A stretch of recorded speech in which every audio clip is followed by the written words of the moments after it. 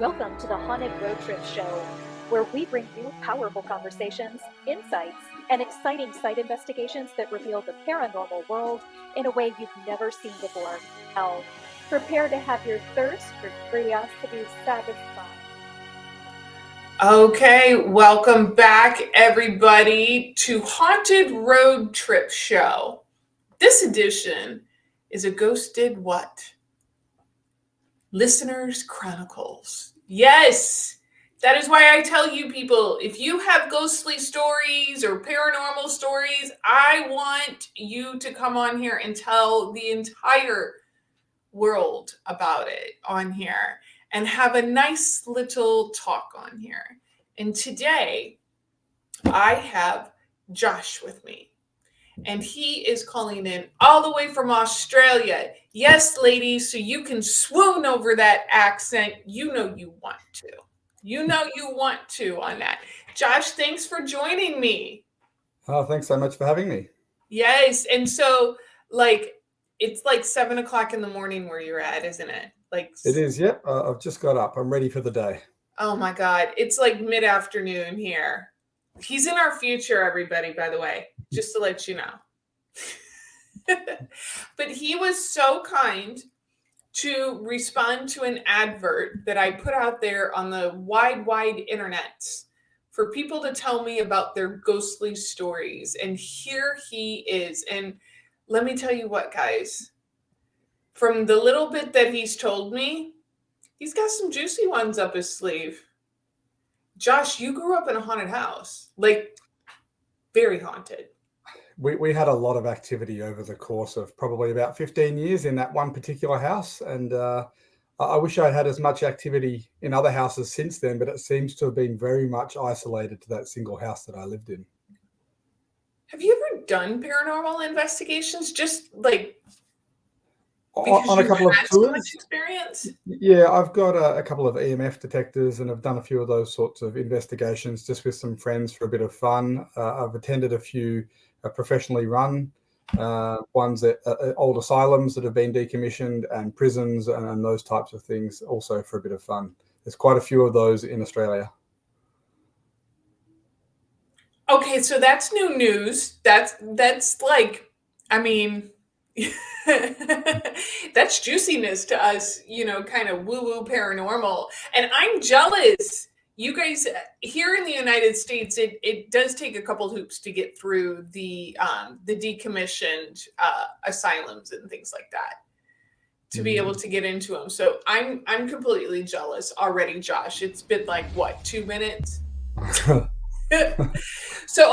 So tell us about your house. Tell us, like, when did you start to notice, like, you know, something, this isn't just coincidence here? No, there was a series of events, and it all started when I was about 13. We've just moved into this big 2-story house. This would have been back in about 1995. So a month or two leading up to me about to start high school. And it was a big house and it had it felt like dark corners. It was a big, beautiful house. So I shouldn't make it sound like it was a horrible house or anything. It was a really nice house. But whenever I walked around by myself, I often had the creeps a little bit. I felt like there was someone standing right behind me, staring over my shoulder from behind. And I sort of thought it was just me until I had some other friends who would come over and say, geez, this house is a bit creepy, isn't it? And I sort of thought, okay, maybe it's not just me. Now, I'd lived in another pretty big house prior to that as well and had completely different vibes in this house. Anyway, so we lived in this house for a year or so and nothing of any significance happened, or certainly nothing that I had noticed at the time. But about a year or so in, we started noticing that the heater would just turn itself on in the house all the time. And it was a little old slide switch that was mounted on the wall with a little thermostat and it controlled the ducted heating for the house. So it was a little spring operated thing. And I thought, well, maybe the spring's gone in it or something like that.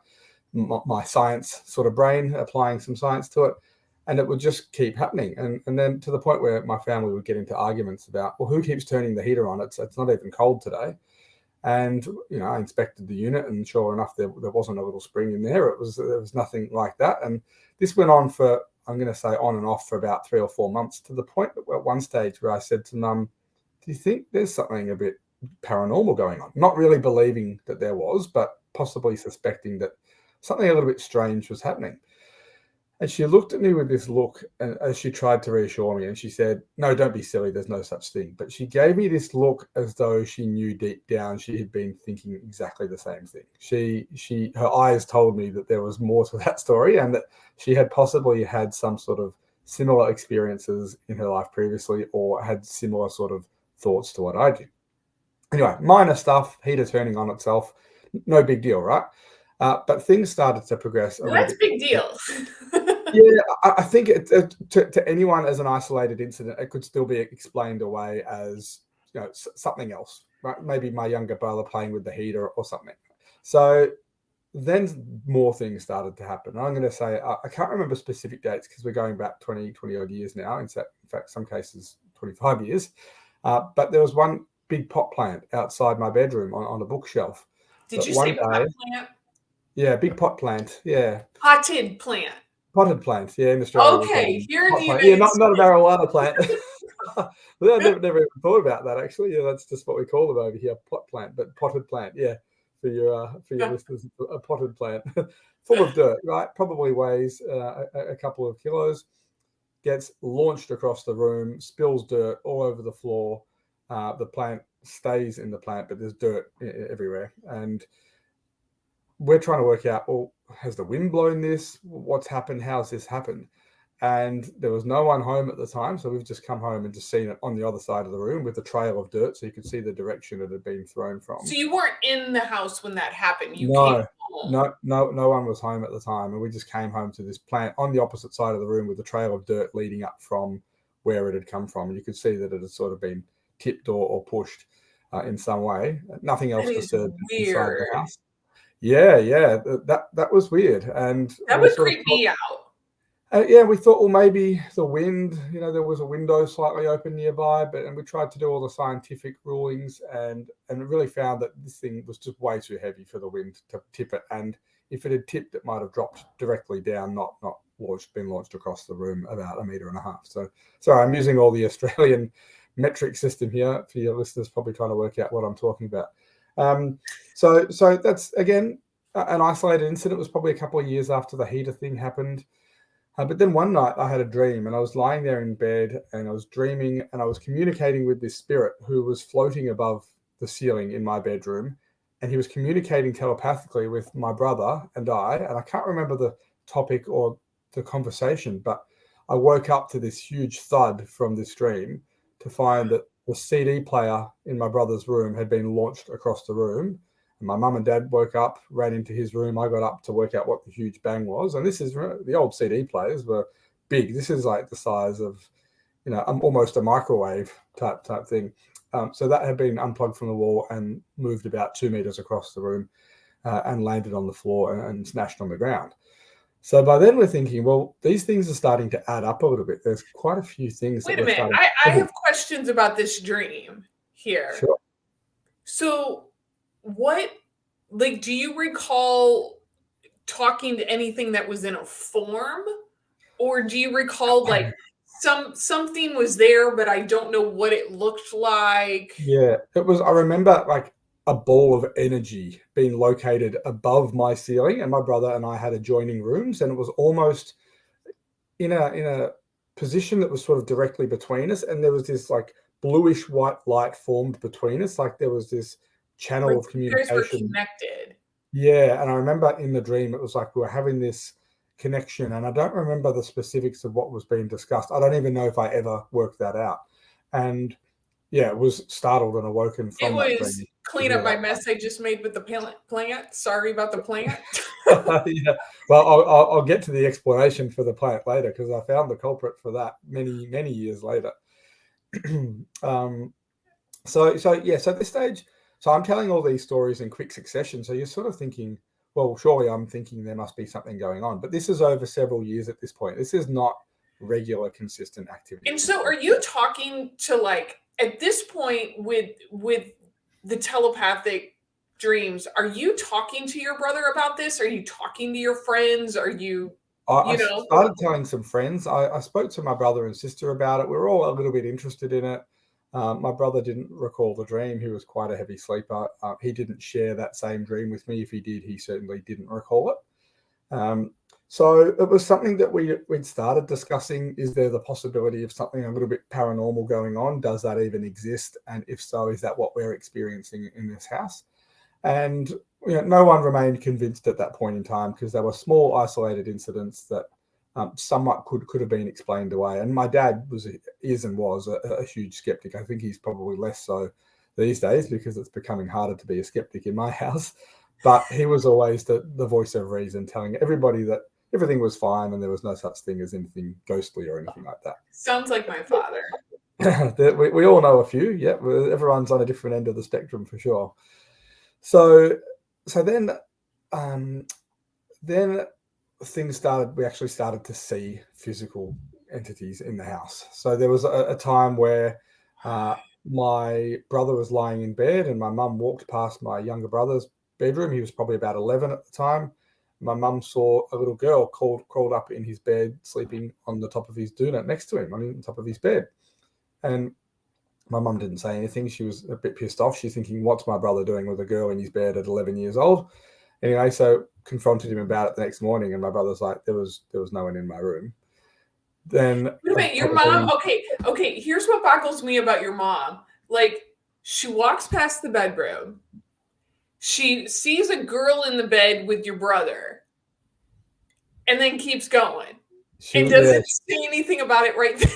No, I know. There are a few incidents like that where, I'm not. I mean, it happened so long ago now. I can't remember exactly what her reasoning for that was. But there was another time where she's walked past his room at night, and his old Nokia phone was on the ground, plugged into the charger, illuminated, and glowing above the Nokia as the phone screen is lit up and illuminated, is this same small girl hunched over the phone, sort of captivated by the glowing of the light, and was staring at the phone. And she was a somewhat silhouette-y figure that was, and then my brother was asleep at the time, and mum left that as well. She didn't want to go into the room. Your brother just sleeps through everything. Huh? He will. He'll sleep through anything, my brother. That's right.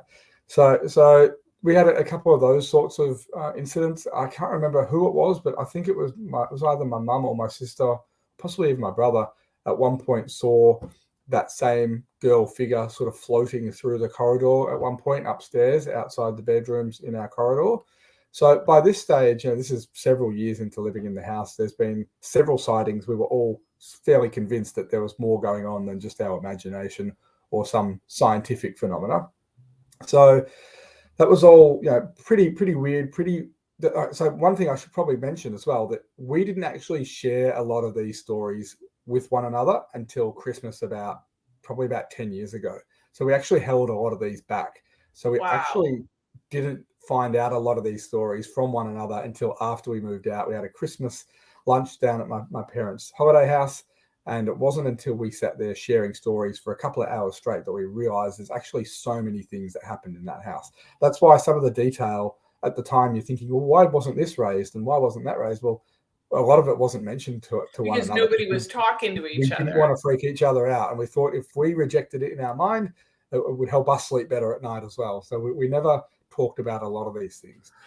But one of the things I did talk about was one night when I was lying asleep, and I feel this sense like, wake up, Josh, wake up. So I open my eyes and I look across the room, and standing at the foot of my bed is this tall 6-foot man with a really menacing look on his face. He's this old man with sort of grayish hair, and he's sort of dressed in like a suit, and he's just staring at me like he really wants to do me harm.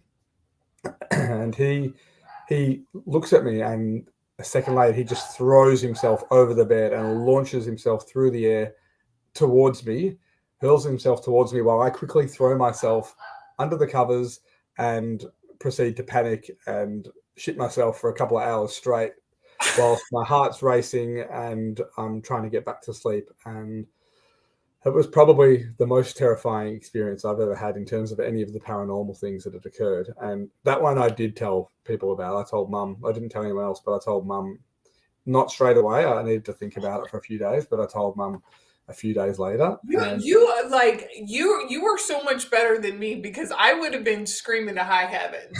No, there was no screaming. I don't think I could speak. I think I was so frozen stiff I couldn't speak. It wasn't a sleep paralysis type moment. I remember being able to pull the covers over my head, but I was very, very terrified.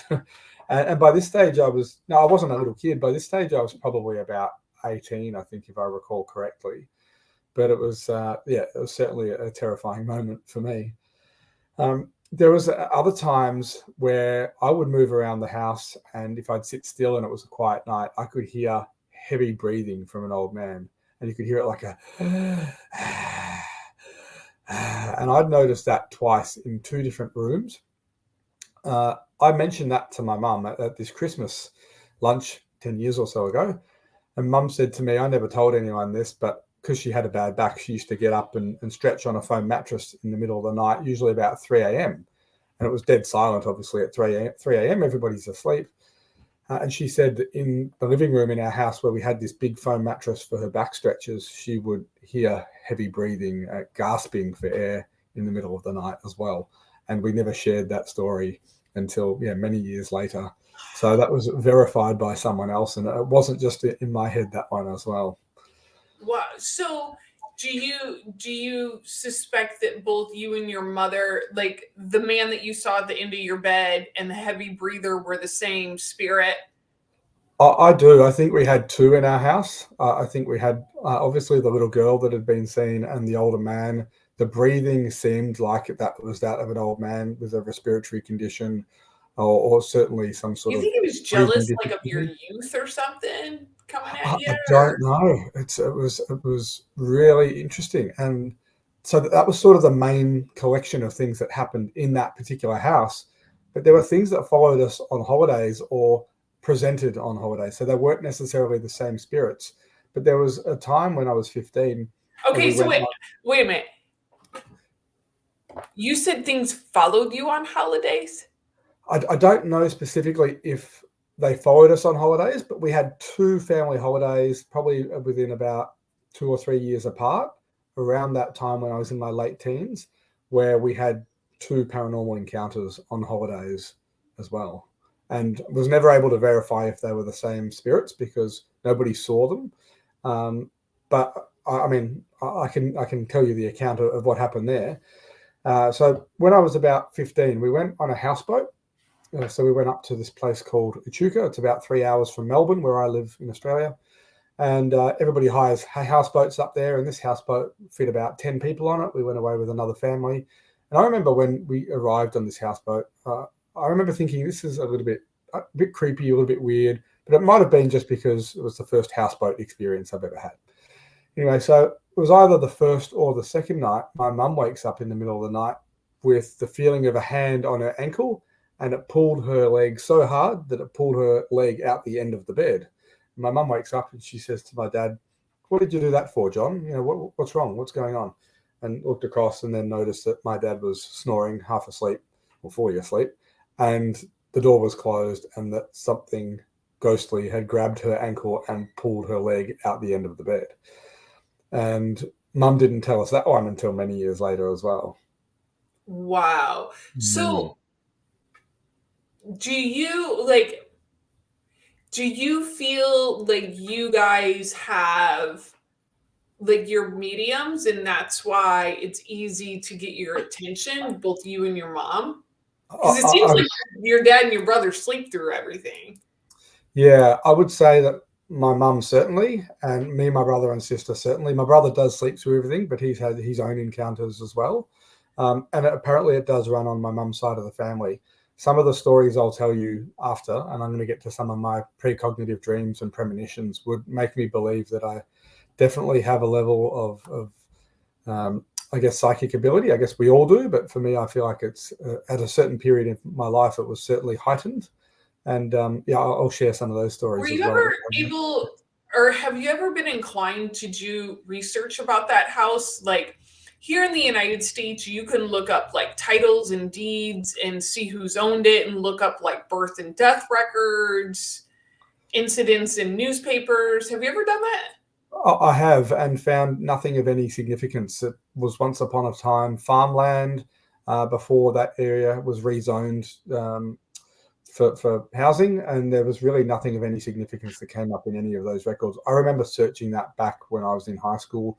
I can probably dig up more information now than I probably could back then 30 years ago. But yeah, I never was able to find any reason or anything why there might be something paranormal going on there. I actually think it was the collection of us as a family having that heightened sense of ability, that psychic ability. I think was probably more so than the actual physical location itself.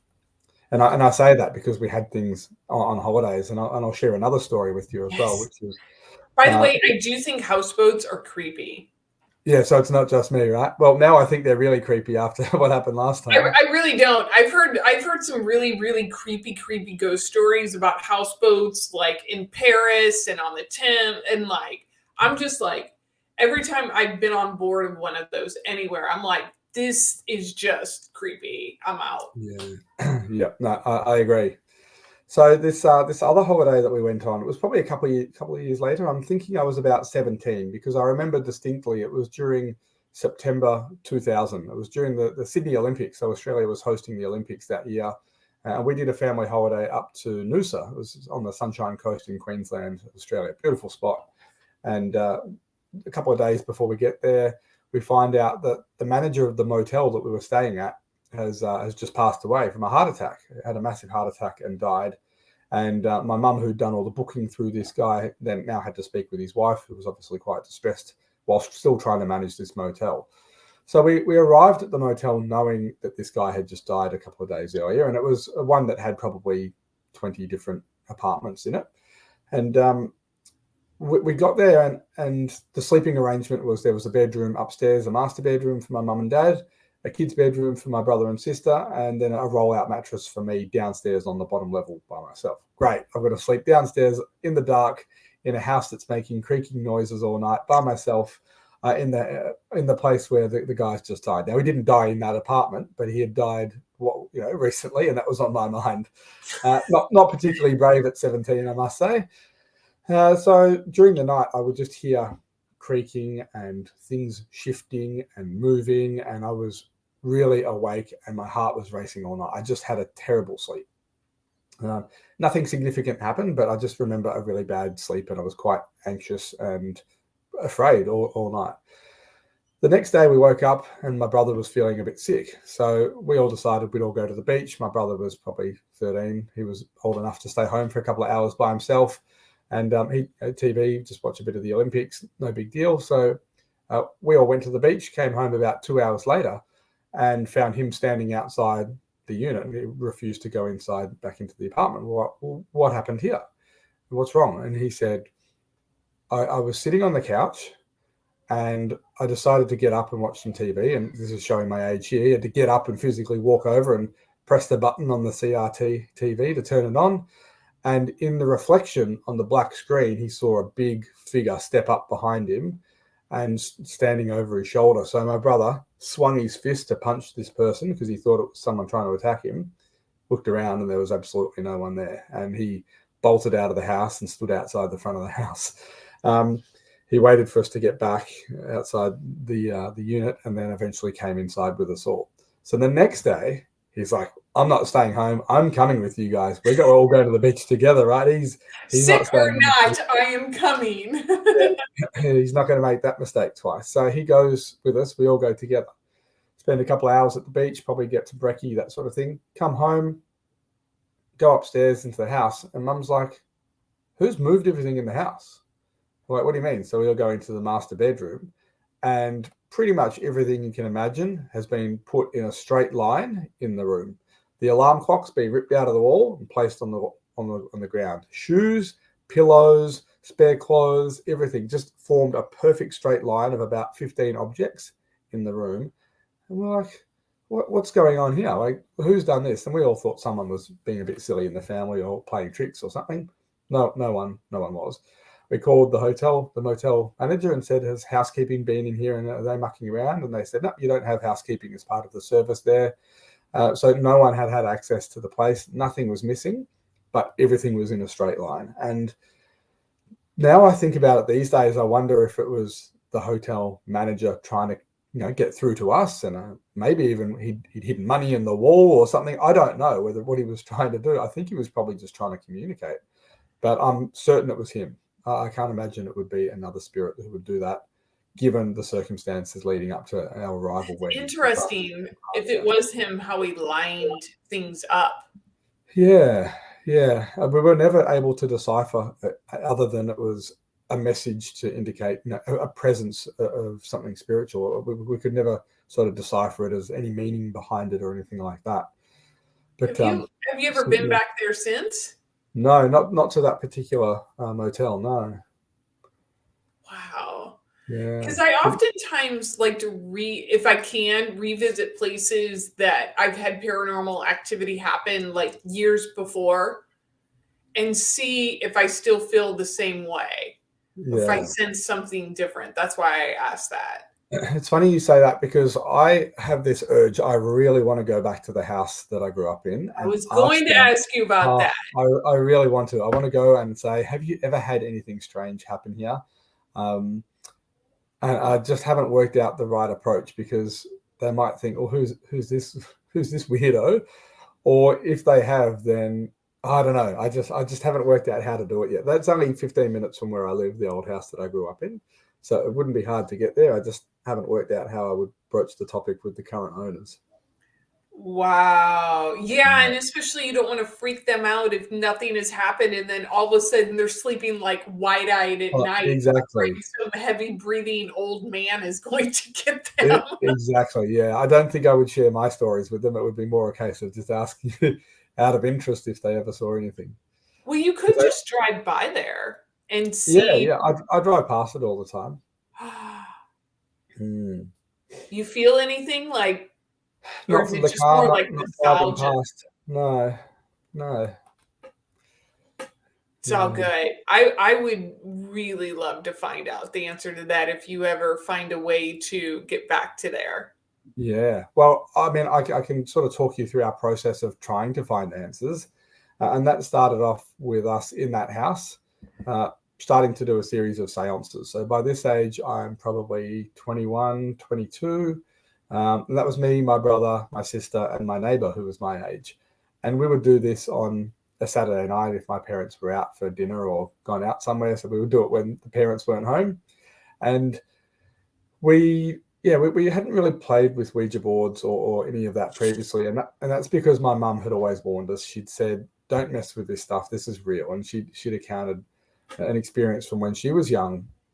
I think she was about early 20s herself. And she'd tried to contact her dad, who died when she was 14. And it was her twin sister, I think my dad and another guy were doing a Ouija board with a shot glass. And they were getting some pretty clear answers. But then it started to move around really aggressively and quite violently. So they all felt that they didn't have the control. So they took their hands off this shot glass, and it kept moving by itself, and it kept spinning around over the table. And eventually the shot glass was moving so aggressively, it fell off and smashed on the ground. So Mum had always warned us against these types of things. And she said, don't play with this. This is a real phenomena. This is not to be messed with. You don't know what sort of gateways you'll open up. But we'd had enough experiences in our house to be interested enough to see, can we get some answers through some seances? And, we felt that we might be able to protect ourselves sufficiently against anything that might come our way. So we probably did a little bit of research on the internet about, making it a safe space and bringing in the light for protection and all that sort of stuff. And we did whatever we thought we could to make ourselves safe and protected before we commenced some seances. So we then went on to do a series of seances and found that after quite a while, we were able to confirm facts and date of birth and addresses and information that we were using just to verify that we were having a good, strong connection. So we would do this asking questions about, all right, well, what's my date of birth? But after a little while, we decided, well, we all know the answers to these questions anyway. We're asking questions that we know the answers to. Maybe one of us is subconsciously influencing this, right? And that's the biggest argument for seances and for Ouija boards. And I 100% believe we do subconsciously influence the board. And So I proposed an experiment. I said, why don't we have one person ask the question who's not touching the Ouija board, and they ask it in their head? So my sister sits back, takes her hands off the board, and I'm scribing everything as we're going. I've got records of all my seances that we've ever done. I've got a written record. So my sister asks the question in her head, and anyway, sure enough, the board starts moving, and my sister's not touching it, and it spells out the word Camberwell, misspelt with a K. It's normally spelt with a C. It's a suburb, one suburb over from where we lived in the house. And we looked across and asked my sister and said, what question did you ask? And she said, what basketball team do I play for? And she played for the Camberwell Dragons. And we all were amazed. We were like, this is 100% verified this as genuine contact, genuine phenomena.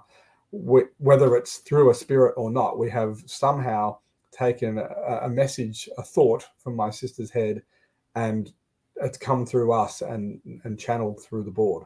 And from that point on, we started getting really strong connections. We believed in the phenomena so much more, and we started to get some really strong results over several seances.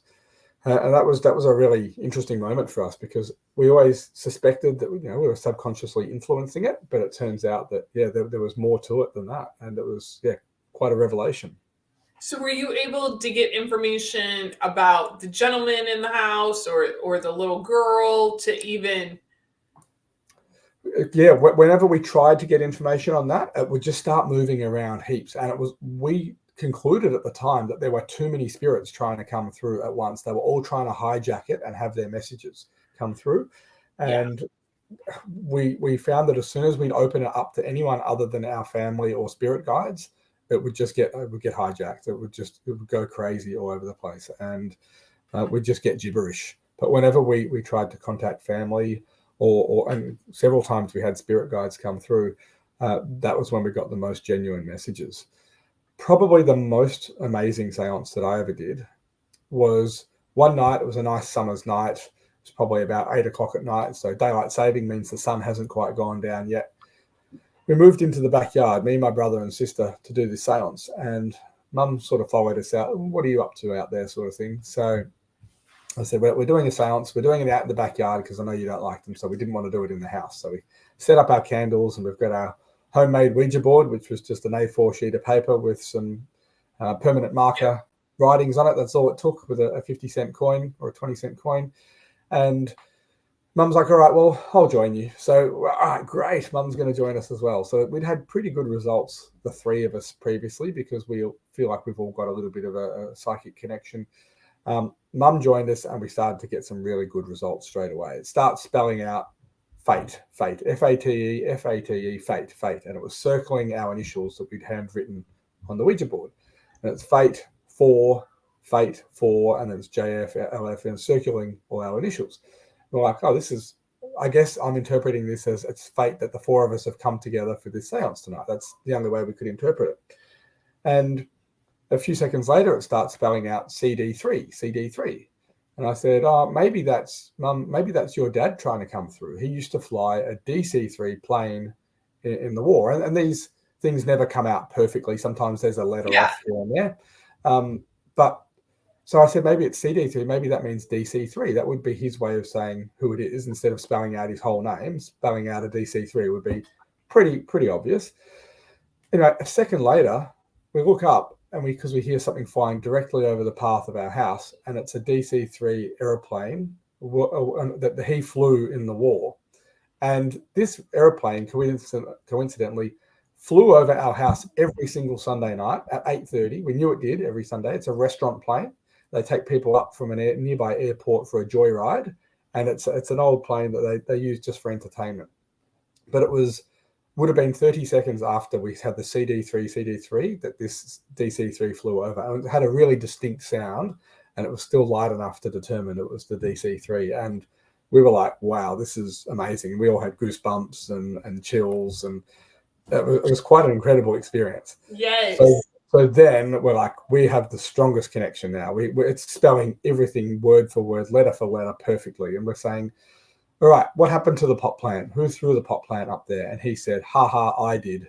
And we're like, why did you throw it? And he said, I never liked it. It used to belong to my grandma, my nana. So he threw it across the room. I said, okay, I want to know a bit about my future. I said, when will I get married? And I'm asking, thinking, what age will I be? How old, what year will it be? And it spells F19. I'm thinking, well, that really could probably only be interpreted as one thing. That I interpreted that, and I wrote down that could only mean February 19. Not what I was asking. I was asking about how old I'd be, but I wrote down February 19. And then about 6 months later, I was traveling to Europe and met this amazing girl who lived 10 minutes away from me back home. We were both doing a Euro trip at the time. And eventually we got back together, got together when we moved back to Melbourne and ended up getting engaged. And when we were engaged, we had to try and work out when and where we'd get married. So you can see where this is going. I chose a venue with my wife, and we locked the venue in. I remember she called me when I was at work, and I remember where I was, and she called me and she said, so we've got two options. There's one about 13 months away if we want to wait a bit over a year, or they've just had a cancellation open up. That would be the February 19th of next year if we can afford to get married in 7 months' time. So I said, yeah, lock in the February 19th. Excuse me. So like this is a year or two before I'd even met my wife. Probably 6 months before I'd met her, and years before I'd even got engaged, and we got married on the February the 19th. So and there was nothing there that could have pushed you toward that date, and she didn't know anything about it. Never even knew that story. I never even told her. Back those days, I probably held back on some of the spiritual and the ghost and the paranormal stuff. I didn't give her too much of that. I certainly never mentioned details of seances or anything like that. And as I went back through my library of all my documented seances, sure enough, February 19th was the date. And I told Viv that story after she booked the wedding. Wow. Yeah, it's pretty You've pretty wild. got like novels. Oh, I know. So that's why I wanted to come on, because I've just got stories for days. You're gonna have to, yeah. I have questions, but we definitely have to have you back on. Sure. Yeah. Because you have, I mean, you're not in the paranormal industry at all? Because it just, you have so much knowledge and experience. Not at all. I very, very fascinated by it. After all these things started happening in my high school days, I would start getting books, and I would start practicing out-of-body experiences, astral travel, and those sorts of things, which I've had quite a few experiences of. Probably, how long have we got? Have I got time to share a couple of these precognitive dreams? Yeah. Yep. So the things that really thrust me into researching these topics wasn't so much the ghostly activities, and probably wasn't even so much the seances as well. It was more the personal experiences that had happened to me on a more spiritual level. So there were things like premonitions and precognitive dreams, and in some cases contacting spirits. So my first precognitive dream occurred when I was in high school. I was probably about 15 years old, and I had this dream. I didn't know it was precognitive at the time. I had this dream where I arrived at school that day and was sent over to a different class for English. So English wasn't in the normal classroom that it was. It was in the computers room, and we'd been relocated there for some reason. And someone in the classroom, and I'm sitting in the back corner, someone in the classroom in my dream throws a scrunched up piece of paper across the room, and it lands near the teacher. And the teacher goes, "Josh, get out," and kicks me out, even though I didn't throw it. This is my dream. It was a silly dream. Didn't think anything of it until the next day, and I find that we've been relocated to this computing room, and I'm sitting there and I'm thinking, this feels like deja vu, this whole experience. It just feels very deja vu like. And then someone chucks a bit of paper.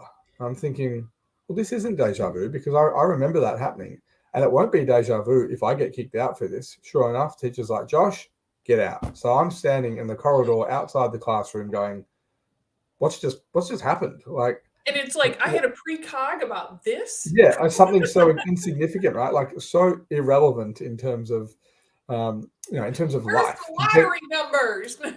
Exactly, like so meaningless, except for the fact that it probably then sparked further research and exploration for me on a more personal and spiritual level.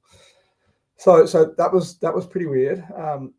probably. And you bring up a lot. You bring up a really healthy point about precog, because I tell a lot of people, like, we can't control what our intuition is going to give us and all of that. And sometimes we might never know why we got, that precog versus something else, but just use it to build upon, Absolutely. use it as a Yeah. building block. Yeah. Yeah, and that was just the first of several. So after that, and I was more open to that and started to believe in that more. I remember my sister had her final exams for high school, and as she was sitting those exams, I had a dream, and I said, "Oh, I woke up and told her in the morning, I'm sorry, I know your personal goal was to get a score of 90, but I dreamt last night that you got 89.5." And I told her that. She's like, "Oh, I better not get 89.5. That's just short of my personal goal." And she was a little bit bummed. She got her results back later to the decimal, 89.5. And did the same thing with my brother, except it wasn't a precognitive dream. It was a premonition. I was just walking down the stairs, got to the second last step in this house, and I was like, my brother gets 76.3. And I went and said, "Zach, you get 76.3, wrote it on the fridge." He hadn't even sat his exams at that point. That was probably September of that year. We finish our years in usually around November, December. And it sat on the fridge for about 2 months. And sure enough, to the decimal, he got 76.3. And by that stage, we're like, wow, this is a lot of weird precognitive things, premonitions that really disrupt the traditional thinking of space-time as being such a linear thing, right? So all that happened. It was really interesting, but probably my favorite was, or two of my favorites, I'll tell my two favorites now. One time I woke up in the middle of the night and my nana, who'd passed away several years prior, came over to my bedside, got me out of bed. This is all still in my dream, and walked me into my parents' room and sat me down on the side of the bed, on the side my dad would normally sleep. They weren't in the room. This is all still in my dream. The room was really well lit with this sort of bathed in golden yellow light. And she gives me a hug and nice to see you, all this sort of stuff. She says, "I want to introduce you to someone." So in comes my grandfather, who I'd never met. He died when my mum was 14. And it was a chance to meet him for the first time. So he comes over and shakes my hand and gives me a big hug, and it was amazing. It was beautiful. I wake up in tears of happiness and joy and comfort, and it was really amazing. And I woke up and I told Mum straight away, and then she was in tears that morning. It was a really nice moment. And yeah, and I remember recounting my story to Mum and telling her the whole thing. And I said to her, in the background, there was a woman who looks just like my cousin Kate. I don't know who it was. I've never seen her before. It wasn't Kate, but it looks just like Kate. She had long brown curly hair. And anyway, so a little while after, we went through the family photo albums, and we found that my grandpa had a relative who looks exactly like my cousin Kate, and she was standing in the background, just watching on, smiling, taking in the moment. But she was in the background and was able to verify that was her by looking through the photo album. Wow, yeah, I've had those dreams before too with past relatives, and it's this, everything in the dream is like golden light around it. It's just a hue of it, like everywhere. Yeah. That's the thing I remember specifically about that dream, and also for this one. And this is probably my favorite dream I ever had. This was probably, I was in my mid-20s. It was probably a year or two before I moved out of that house that I'd lived in and had most of my experiences in. My cousin Mel came to me in a dream, and my cousin Mel had been disabled in a wheelchair, practically brain dead for about 20 years. And she came to me in my dream and said, I'm coming to let you know that I'm going to move on from this life. I've done everything I can. I've been tested to the max. I've learned everything I can. I've had the human experience, and I'm moving on. And we were standing in my dream. We were standing on the steps of the church where our mutual grandparents had their funeral. And I remember, again, this light was quite strong, even though she wasn't dead at that time. So I woke up the next morning and went straight to Mum. I said, "This is the dream I've had. I've had weird dreams in the past. What do you make of this? Have we heard from that side of the family? How's my cousin Mel going?" And Mum said, well, we haven't heard from them, but that's not uncommon. We don't speak to that side of the family a lot. Just we live different lives. It's not a falling out or anything. We just don't see them that often. So we hadn't heard from them for probably maybe 5 years prior. Anyway, I came home from work about two days later, and Mum says, "Oh, your cousin Mel is in the hospital, coincidentally in the hospital for which I work, and she's not looking great. She actually might not make it, and she died a day or two later than that." And to me, it was amazing. I remember being at her funeral, feeling so grateful that she'd been able to come through to me and connect with me. It was the first time she'd been able to communicate with anyone in 20 years, and I was the last person that she communicated with before she moved on, to my knowledge. And it's probably the most special moment of my life. It was amazing. And that was probably about 12, 13 years ago. Yeah, that's an amazing story. Yeah. And it just goes to show you the continuity, even during our physical lives, that we do have the ability to talk to other people telepathically in our dreams. And it also goes to show that there is something going on that's greater than ourselves, whatever you want to call it. Absolutely. Yeah. And I love that. All these experiences have given me complete comfort around knowing that I'll die one day, and complete comfort around dying at any point in time, because in some ways I'm kind of excited to see what's on the other side and to return to that source. And I think we're really put on this earth to be tested in so many ways. And I think that everybody talks about this concept of heaven and hell. Without being too negative, the hell is the earth we're living on now. This is where we've come for the ultimate test, and the heaven is on the other side. And that's not from a religious perspective. I'm in no way religious at all, actually.